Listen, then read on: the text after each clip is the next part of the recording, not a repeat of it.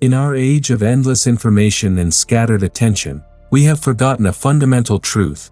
There is a profound difference between accumulating facts and forming an intellectual. The modern academy teaches us to consume knowledge, but it has lost the art of interior transformation through learning. What separates the merely educated from the truly intellectual is not the quantity of information acquired, but the quality of discipline cultivated within. After decades of forming serious scholars at the École Pratique de Hautes Études, I have witnessed a startling phenomenon: students who master complex theories yet remain unchanged by their studies, and others who embrace what I call the hidden discipline and emerge as genuine intellectuals, minds capable of contemplating truth and serving humanity through their learning. This hidden discipline is not found in any curriculum. It is the interior formation that transforms how we approach every book, every idea, every moment of study. It is the difference between reading for information and reading for transformation, between studying for degrees and studying for wisdom.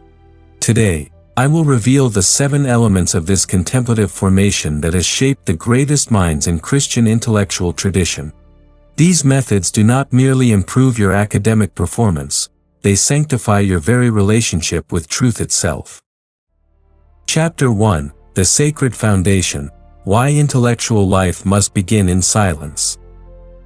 The first element of this hidden discipline appears paradoxical to our achievement-oriented culture. Before we can truly think, we must learn to be silent. Not the external silence of a library, but the interior silence that allows us to encounter truth without the constant chatter of our ego, ambitions, and superficial concerns. In my years of observation, I have noticed that students fall into 2 categories: those who approach learning as conquest and those who approach it as contemplation. The first group seeks to master knowledge, to add credentials to their identity, to prove their intelligence to themselves and others. They may achieve academic success, but they remain fundamentally unchanged by their encounters with great ideas. The second group understands that authentic intellectual life begins with a profound humility, the recognition that we do not possess truth. Rather, truth must possess us. This interior silence requires what I call learned ignorance, not the ignorance of the uneducated, but the conscious recognition of how little we truly understand. When we approach a text by Aquinas or Augustine, by Aristotle or Plato, we must first empty ourselves of the presumption that we already know what they will teach us. This emptying is not passive resignation but active receptivity, the same quality that allows a musician to hear subtle harmonies or an artist to perceive the play of light and shadow. The practical cultivation of this silence begins with what I term preparatory recollection. Before opening any serious book, before beginning any substantial intellectual work, we must gather our scattered attention into a single point of focus. This is not mere concentration, it is the establishment of interior order that allows us to receive truth rather than simply process information. I recommend beginning each study session with a brief moment of conscious silence. Place yourself in the presence of the truth you seek to encounter. Acknowledge your own limitations and your dependence on divine illumination for genuine understanding. This is not superstition but recognition of the metaphysical structure of learning itself, that human reason, while genuinely capable of truth, operates within a larger reality that transcends our individual comprehension. This preparatory silence also involves what I call intellectual fasting, the discipline of saying no to the constant stimulation of news, entertainment, and trivial information that fragments our attention.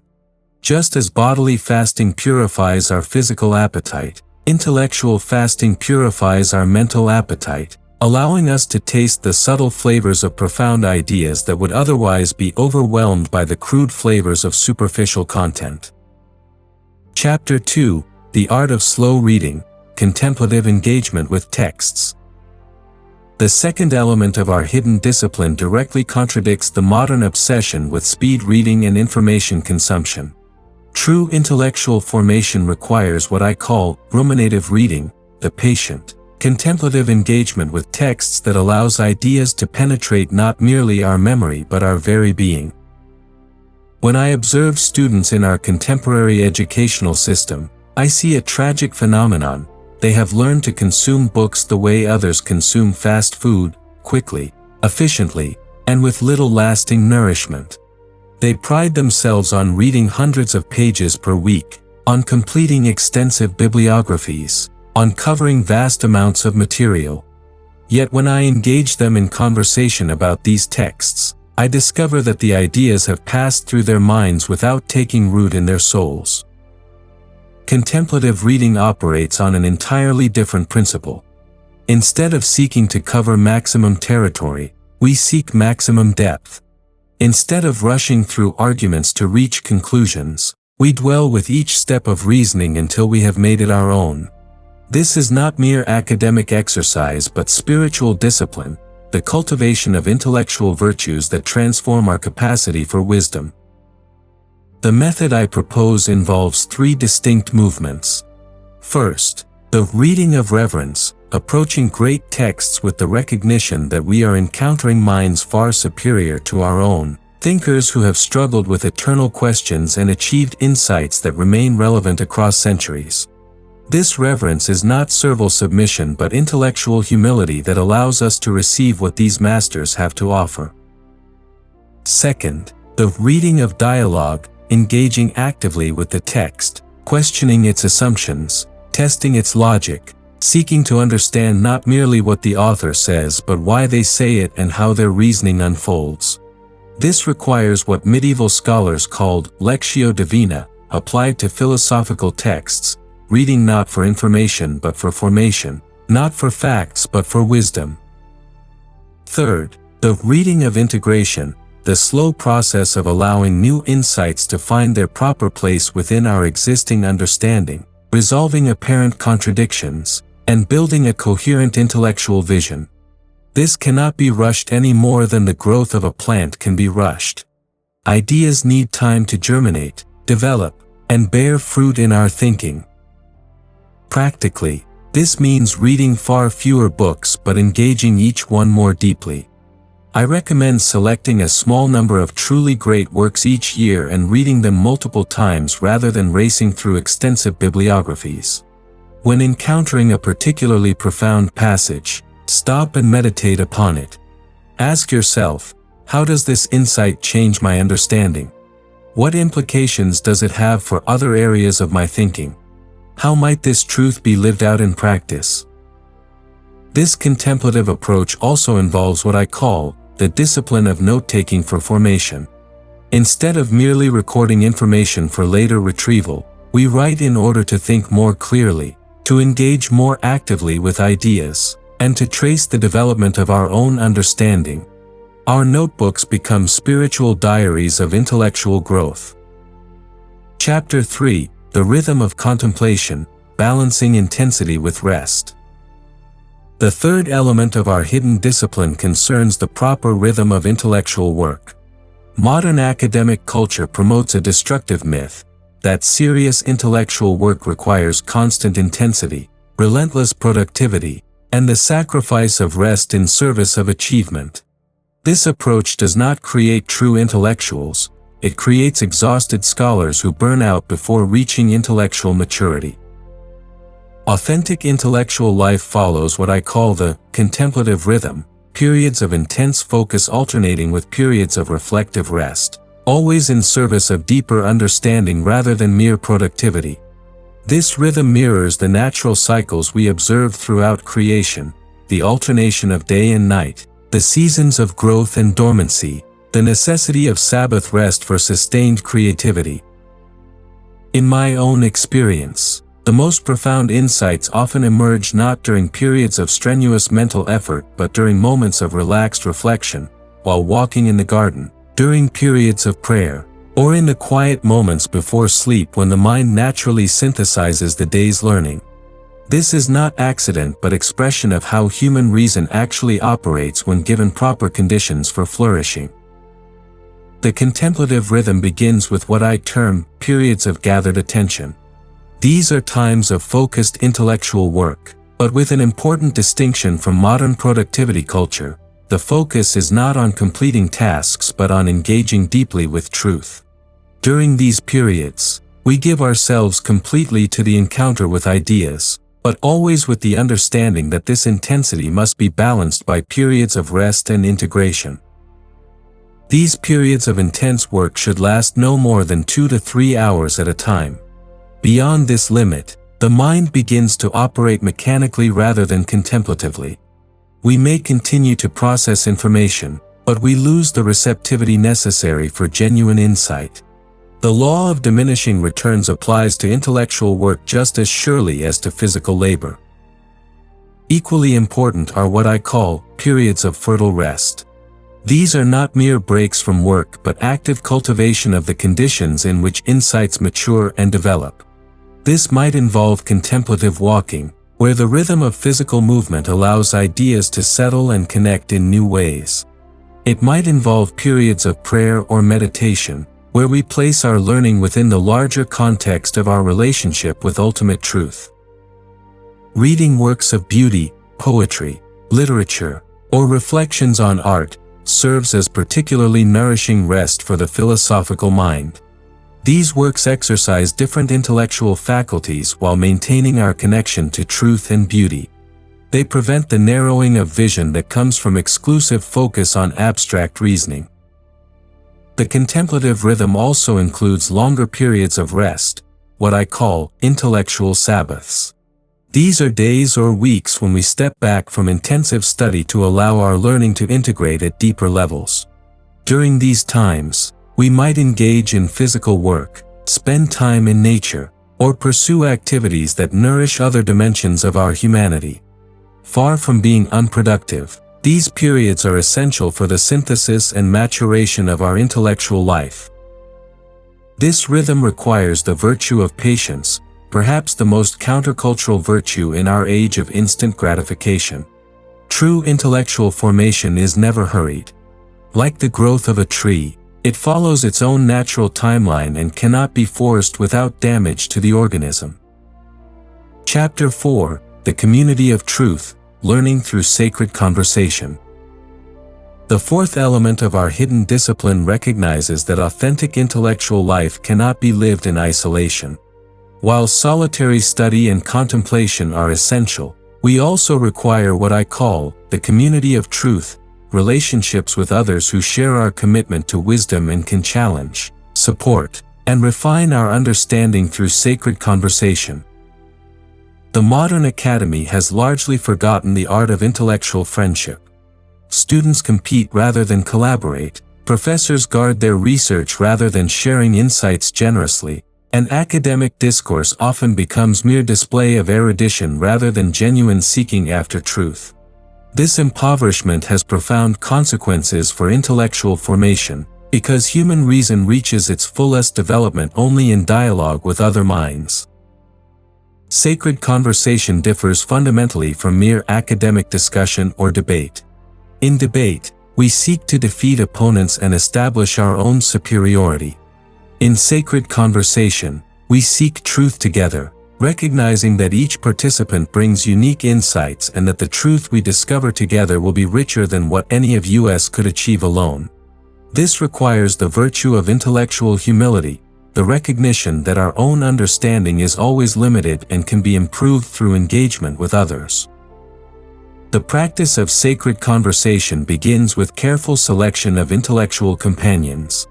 We need what I call truth-seeking friends, individuals who share our commitment to wisdom over cleverness, understanding over mere information, and virtue over academic achievement. These friendships often develop naturally around shared reading, common intellectual projects, or mutual mentorship relationships. In my experience directing student formation, I have observed that the most profound intellectual growth often occurs not in formal classrooms but in informal conversations between serious students who have read the same great works and gathered to explore their implications together. These conversations allow ideas to be tested, refined, and deepened through the encounter with other perspectives. The art of sacred conversation requires specific disciplines. First, We must learn to listen contemplatively, not merely waiting for our turn to speak, but genuinely seeking to understand the insights others offer. This requires setting aside our ego's desire to appear intelligent and embracing the humility of a student who has much to learn from every encounter with truth. Second, we must learn to speak with precision and charity. Precision ensures that we contribute genuine insights rather than vague impressions or untested opinions. Charity ensures that we seek to build understanding rather than merely displaying our own knowledge. Our words should serve the truth we seek together, not our individual reputation for cleverness. Third, we must learn to disagree constructively. When we encounter ideas that seem incorrect or incomplete, our response should not be immediate contradiction but patient questioning. What leads this person to this conclusion? What insights might they possess that I have overlooked? How can we work together to achieve greater clarity on this point? Even when disagreement proves necessary, it should be grounded in love of truth rather than desire for intellectual dominance. The community of truth also includes what I call conversation with the dead, our ongoing dialogue with great thinkers from past centuries through their written works. When we read Aquinas or Augustine, Aristotle or Plato, we are not merely studying historical artifacts but engaging in conversation with minds that can still teach us. This requires treating their texts not as museum pieces but as living voices in our intellectual community.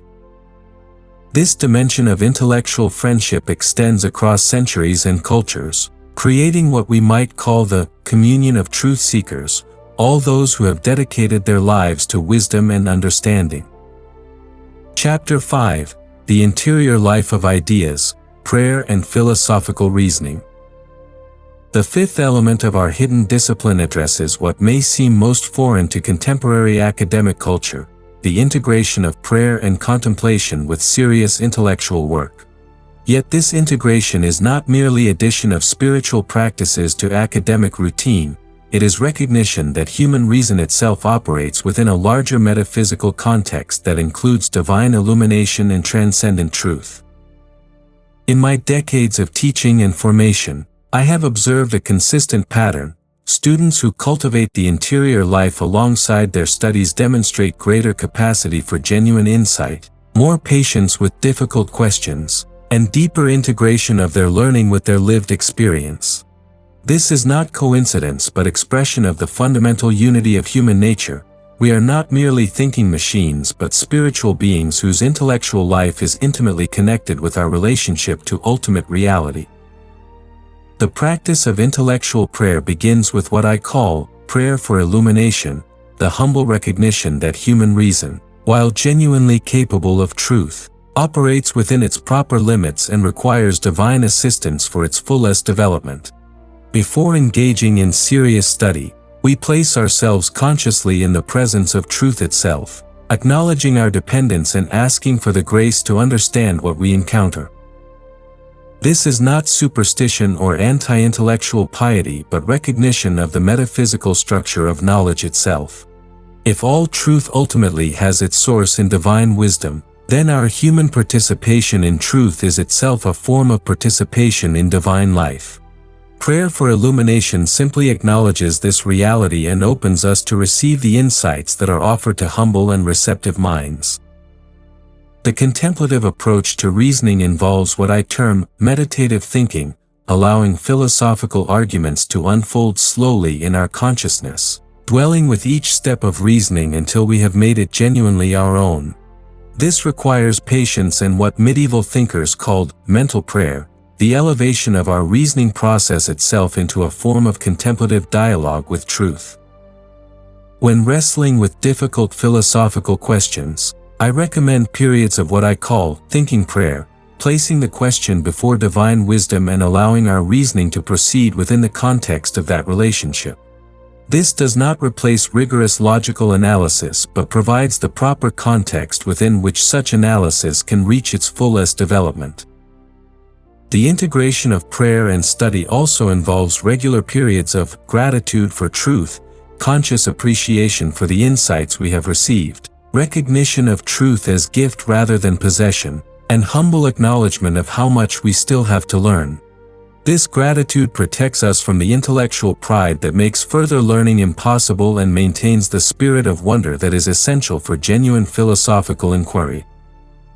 Another crucial practice is what I call prayer for wisdom, asking not merely for academic success or professional advancement but for the grace to love truth itself and to order our entire life around this love. This prayer transforms our relationship to learning from career preparation to spiritual vocation, from personal advancement to service of the common good. The contemplative intellectual also practices offering of study, consciously dedicating their intellectual work to the glory of truth and the service of others. This transforms even the most abstract philosophical reasoning into a form of spiritual offering, recognizing that all genuine truth contributes to the common treasury of human wisdom. This integration requires what I call intellectual lectio divina, applying the traditional monastic practice of contemplative reading to philosophical and theological texts. This involves reading slowly and meditatively, allowing ideas to penetrate not merely our understanding but our hearts, and seeking always the practical implications of theoretical insights for our lived experience. The fruit of this integration is what medieval thinkers called contemplative wisdom, knowledge that is not merely theoretical but transformative, understanding that shapes not only our thinking but our character and our relationship to others and to God. Chapter 6: The Discipline of Writing, Thinking Through the Pen. The sixth element of our hidden discipline concerns the sacred art of writing, not as mere academic exercise or professional necessity, but as essential practice for the formation of thought itself. Many students approach writing as the recording of ideas they have already formed, but authentic intellectual writing is much more profound. It is thinking made visible, the process by which unclear intuitions become precise insights. In my observation of serious students, I have noticed that those who learn to write contemplatively develop far superior capacity for clear thinking than those who treat writing merely as communication tool. This is because writing, when practiced with proper discipline, requires us to trace the exact movement of our reasoning, to discover the hidden assumptions in our thinking, and to test the logical connections between our ideas.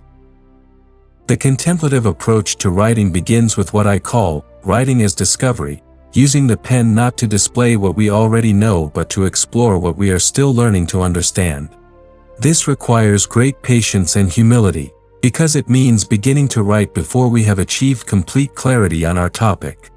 We write our way into understanding rather than writing from understanding.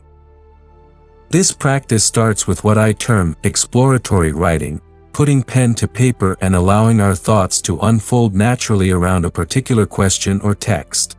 We do not worry initially about structure or elegance of expression, we simply follow the movement of our mind as it grapples with ideas. This writing is conversation with ourselves, externalization of the interior dialogue that constitutes thinking. The discipline of contemplative writing requires what I call patience with confusion, the willingness to remain with difficult questions and unclear ideas until they gradually clarify through the process of writing itself. Many students abandon their writing when they encounter intellectual difficulty, but this is precisely when writing becomes most valuable as tool for thought. Confusion is not failure but beginning of understanding. Regular practice of what I call daily intellectual writing proves essential for serious intellectual formation. This might involve reflecting on the day's reading, exploring questions that have emerged from study, or attempting to articulate insights that remain half-formed in our consciousness. The key is consistency and commitment to following wherever our pen leads us, even into intellectual territory that initially seems foreign or difficult. The contemplative writer also practices what I term writing as prayer, allowing the process of intellectual expression to become form of meditation on truth itself. When we write about philosophical questions or theological insights, we are not merely manipulating abstract concepts but participating in the larger conversation of human minds with ultimate reality.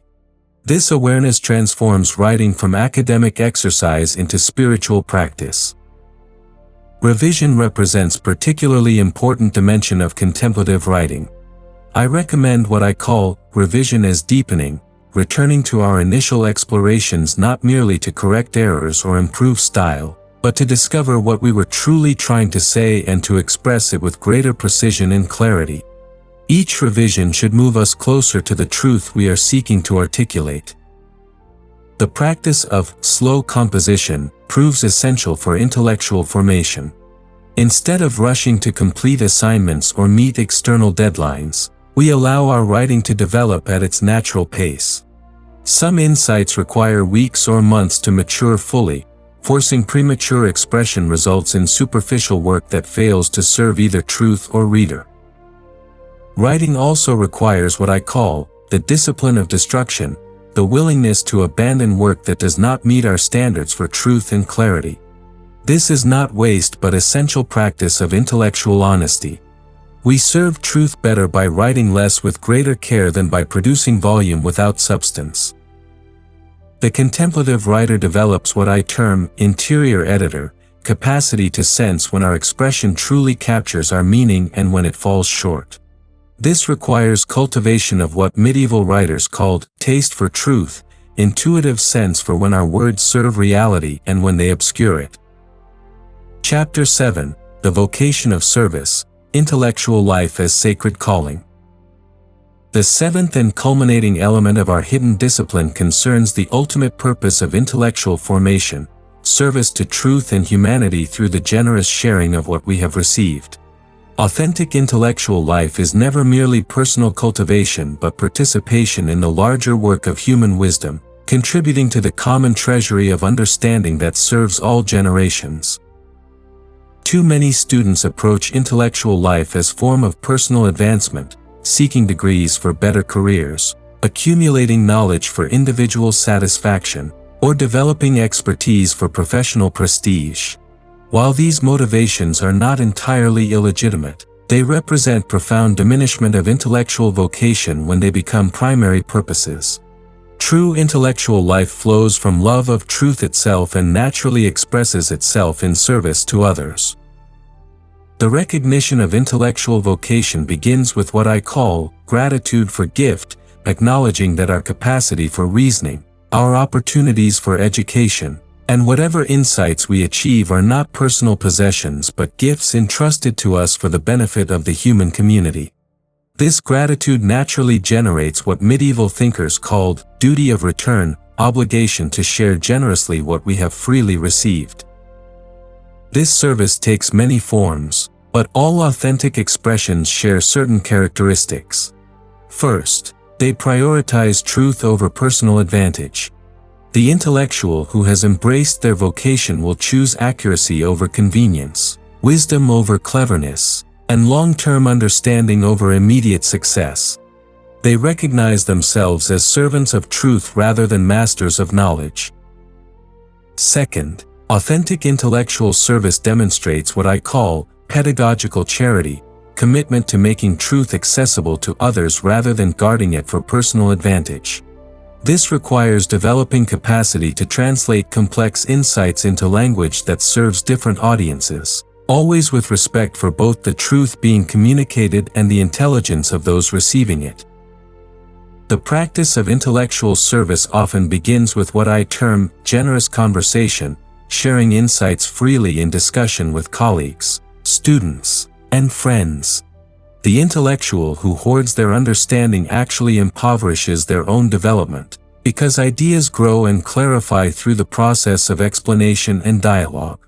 Those who give their knowledge away discover that they possess more than they realized. Writing for publication represents another crucial form of intellectual service, but only when motivated by genuine desire to contribute to human understanding rather than personal recognition. The contemplative intellectual writes because they have insights worth sharing, questions worth exploring, or connections worth drawing to others' attention.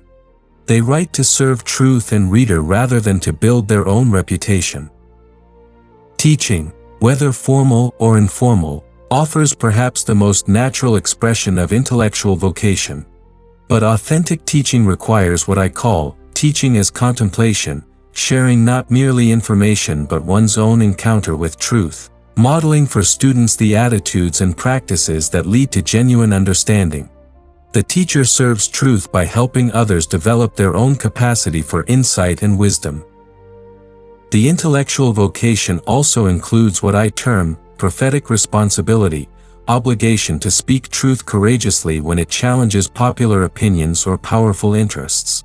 This requires the virtue of intellectual courage, willingness to accept the costs that sometimes accompany commitment to truth.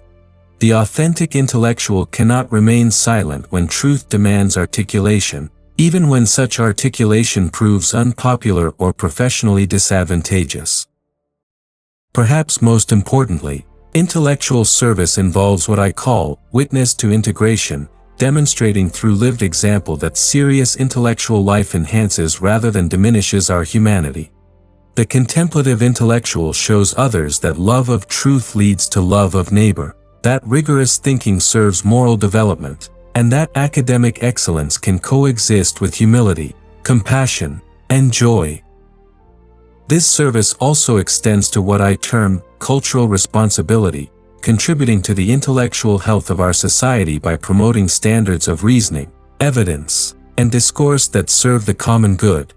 In an age of information chaos and intellectual confusion, those who have been formed in contemplative discipline have particular obligation to model better ways of engaging with ideas and truth. The ultimate fruit of intellectual vocation is what medieval thinkers called contemplative wisdom, understanding that transforms not only our thinking but our entire way of being in the world. Conclusion. These 7 elements constitute the hidden discipline that separates mere academic achievement from authentic intellectual formation. They require patience in an age of haste, depth in an age of superficiality, and integration in an age of fragmentation. Yet they offer something our culture desperately needs: minds capable of contemplating truth and hearts committed to serving humanity through their learning. The path I have outlined demands significant commitment. It requires saying no to the frantic pace of modern academic life and yes to the slower rhythms of contemplative formation. It means choosing quality over quantity, depth over breadth, transformation over mere information. Many will find these demands too costly or countercultural to embrace.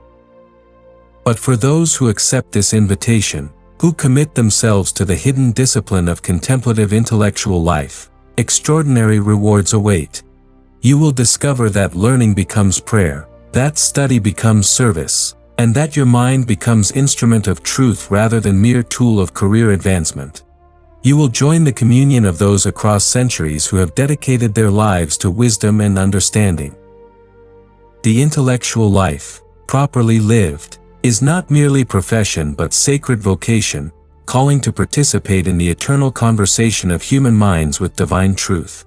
It is invitation to become, through disciplined formation and generous service, a true intellectual in the deepest sense, one whose life witnesses to the unity of truth, beauty, and goodness. May you embrace this calling with courage and perseverance. May your studies bear fruit not only in academic success but in the transformation of your own soul and the service of others. The world needs minds formed in contemplative discipline, minds capable of bridging the false divisions between faith and reason, tradition and innovation, contemplation and action. Begin today. Begin with silence. Begin with humility. Begin with love of truth itself. The hidden discipline awaits your commitment, and through it, authentic intellectual life awaits your discovery.